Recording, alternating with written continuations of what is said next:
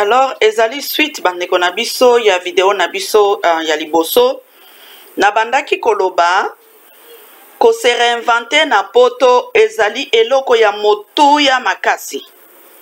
Omoni bandeko na ngai biso nyonso tosambelaka toyebi bien que satana ndenge azalaka boye ako utiliser kaka ba faiblesse na yo akokota kaka na ndenge ya compréhension na yo ya makambo pote a bloqué yo ndenge ezalaka kaka.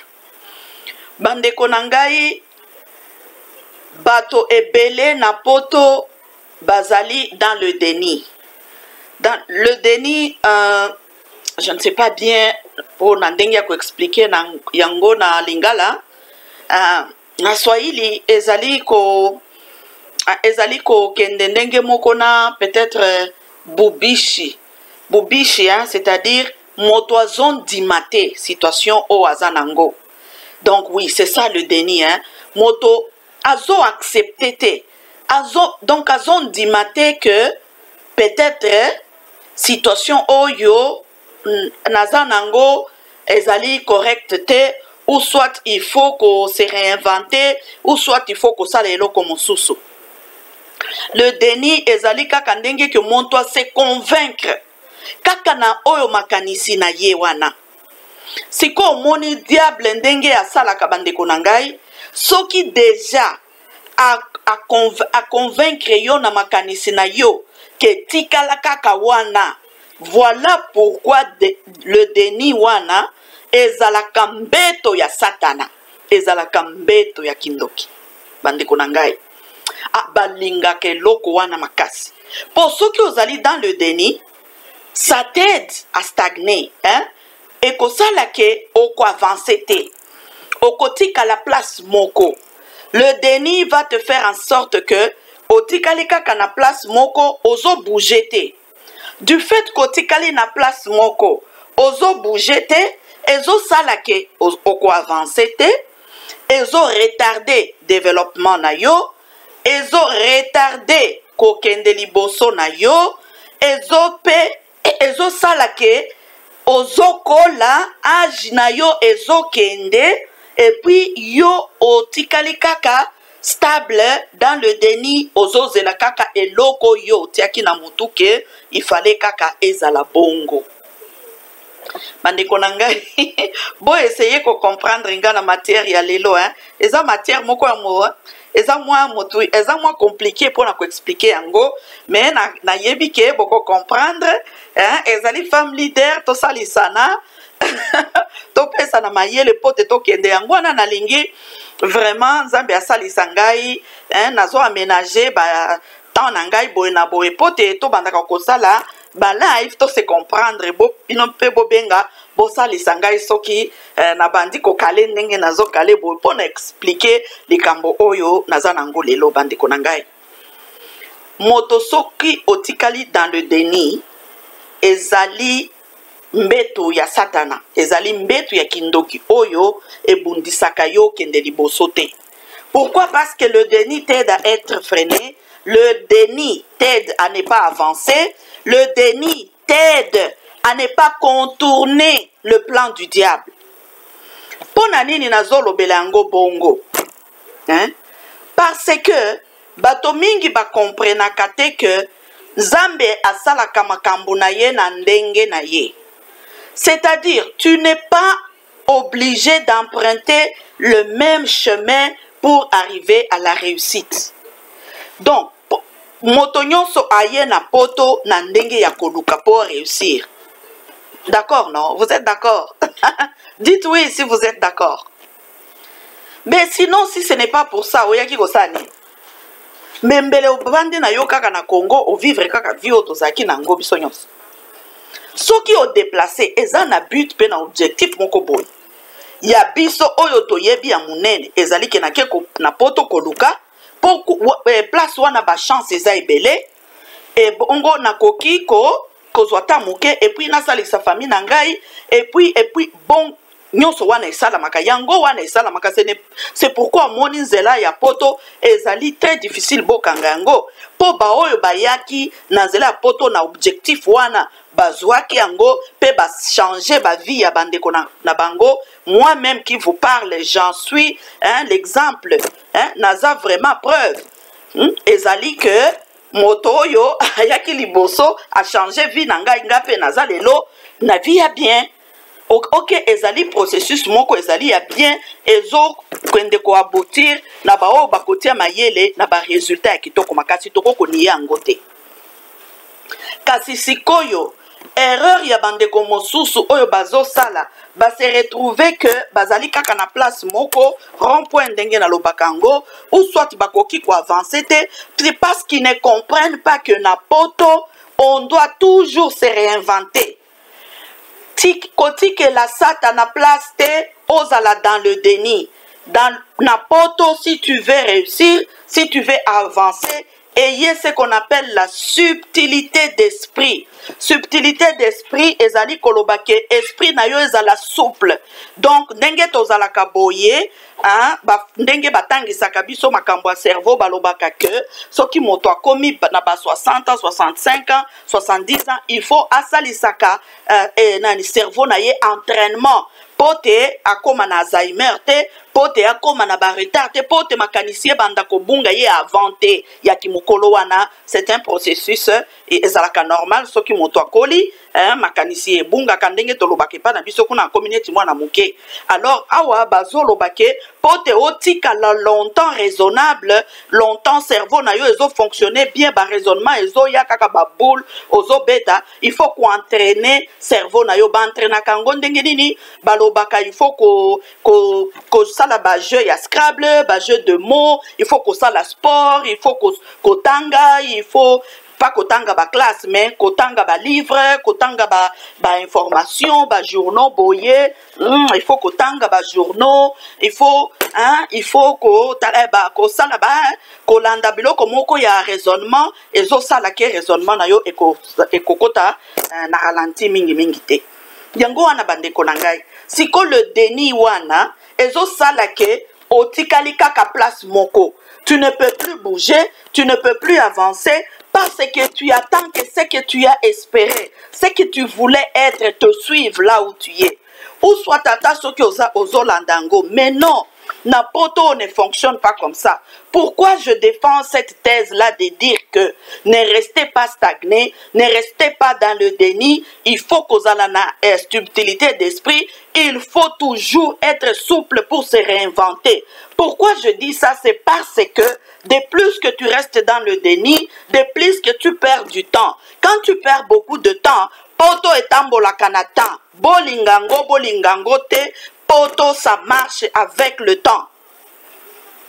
Parce que dans un système moko et si efanda, les choses sont bien organisées jusqu'à tel point que na poto ezali ndenge tozala kaipa na biso kuna omoni garçon qui ne se comprend pas, azo se retrouver te, azo yenga na ye kaka, aye ko sutuka, 50 ans ekoki, et azaka kepa na bango, bon, ndenge les sous a correspondre aux na famille élargie. Mais na poto awa, retard, ezo freiner développement, nanani na yo, organisation ya vie na yo, stabilité na yo, et kozala impacté. Pour oser retard et belé, na poto ça fonctionne comme ça. Ezalaka bongo. Pourquoi je le dis? J'insiste sur ça. Pourquoi? Parce que na poto, eza na ba âge mosusu. Soki aussi au kokisi par exemple, ata oza na diplôme ya monene. Soki aussi au kokisi 55 ans, tu n'as pas beaucoup d'expérience du pays. Donc pas si tu n'as pas plus de 15 ans d'expérience de travail dans le pays où tu vis, malgré bonene bakopé sa yo direction te bakopé sa yo oza la capitaine ya biloko na bangote, ils ne savent pas comment tu fonctionnes, tu es nouveau, tu n'as pas l'expérience de travail. Bien sûr tu nous as convaincu que diplôme na yo eza monene otangi boye na boye oza nango misato ya Sorbonne ya nini ya États-Unis ya boye na boye oza nango bien sûr. Mais comment est-ce qu'on peut faire confiance à quelqu'un qu'on ne connaît pas son parcours et tout ça? Bazokaka direction et entreprise, ça y est, on ne le fera jamais.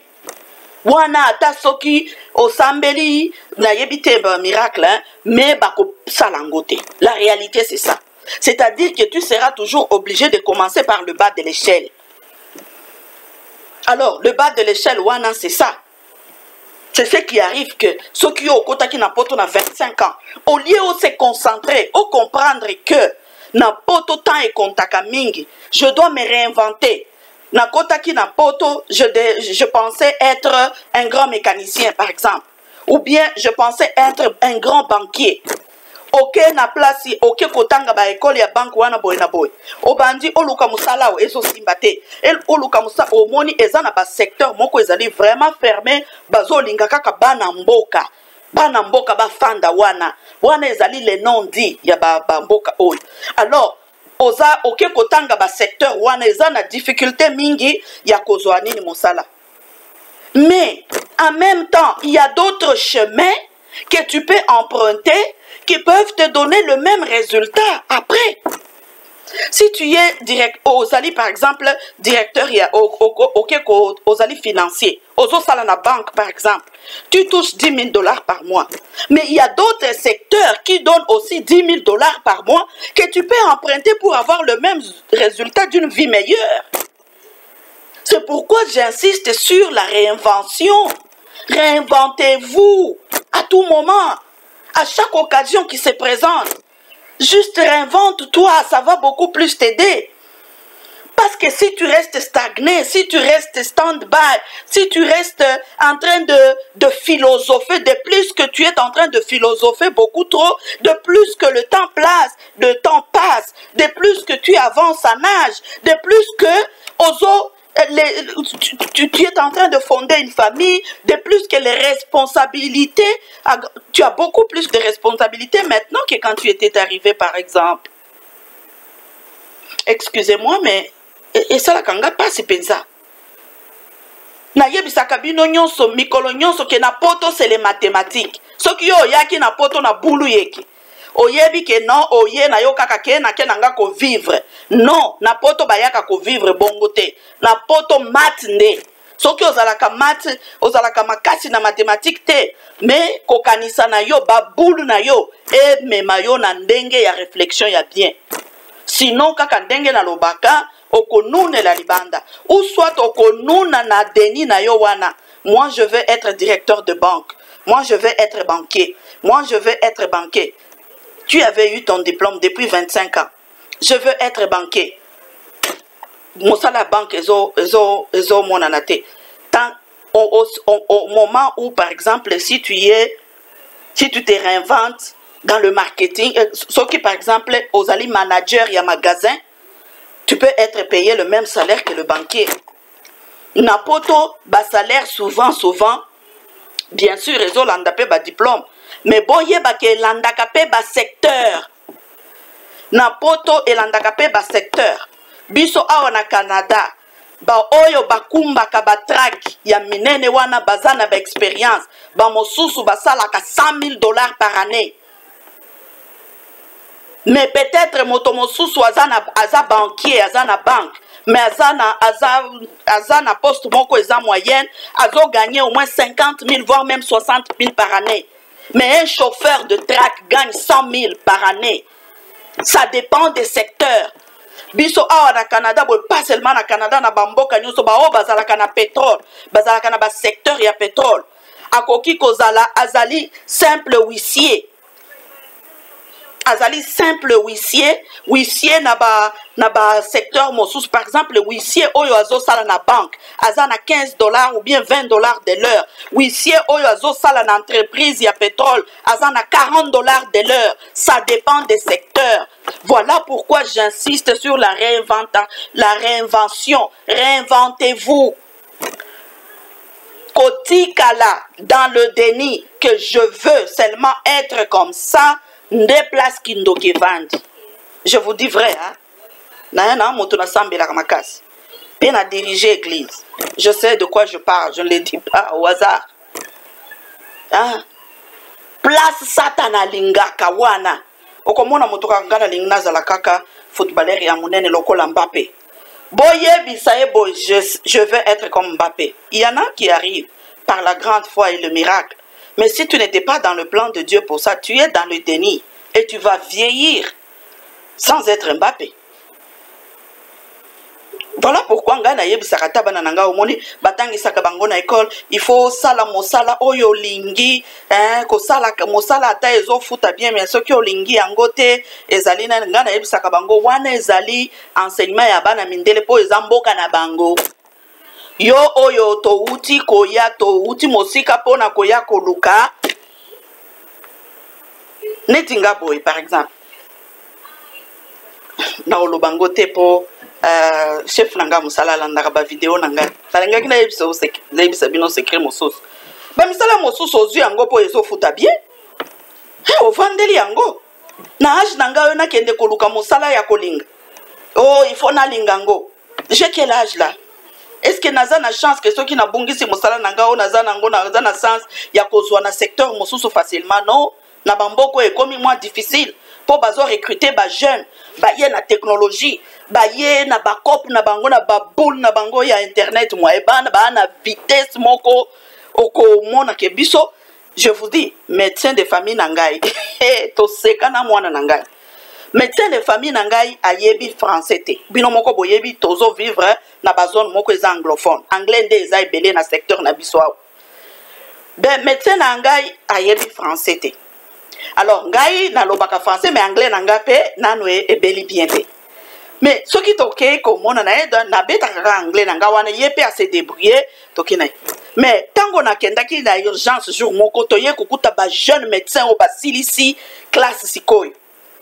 Na koti aye kotala ngai aye tango mwana nanga me makinga na yuzo ebiso histoire wana aye une jeune dame une jeune fille azana outi kosi sa classe azala ba fraîcheur wana ba connaissance na moni ya koti nane mikolo nyonso ba vieux médecin ba tata wana soki aye akuti oza na français te ya bandi bo débrouillard na ndenge ya mukete jeune fille wana aye akoti yebsinga how are you boy na boy.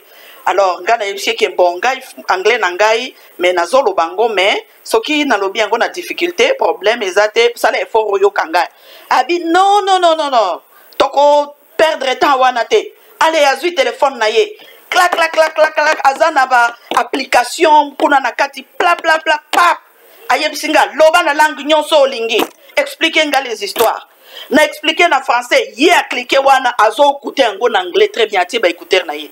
Maman nangai vitesse internet to seka na bana nanga na yebisi bango omoni ba oyo bauti na technologie bazo manipuler donc nazwaki basoin moko kitoko makasi na expliquer ye vraiment na ndenge ke na kokaka ko expliquer parfois ba médecin mosusu te à cause peut-être ya recherche ya ba mot anglais boy na boy mais wana toyokanaki tellement bien azo manipuler technologie soki na lobi mot ya français et manqué ye ake na application mosusu a beti Google Translate et pesi signification ya mot donc omoni penza ke vraiment à technologie directement sali boye na boye omoni que vraiment les choses vont très bien vite. Voilà pourquoi bazo préféré ba jeune na ba entreprise ya minene. Yo siko yo biso tango bino ngana bino totanga tozalaki ata na calculatrice.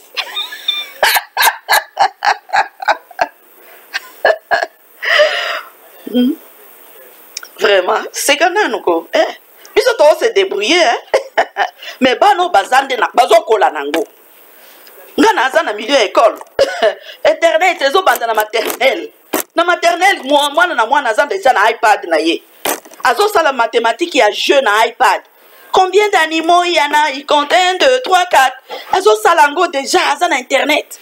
Binga na yo classe to zalaki d'internet c'était calculatrice yango ko tout ekutango na ba second tango to komi na ba 6e. Omoni? Yango wana. Donc chance eza muke. Siko soki otikali kaka stable. OK, ngai il faut kaka nazala ingénieur ndenge na lobaki. Oh, OK. Réinvente-toi.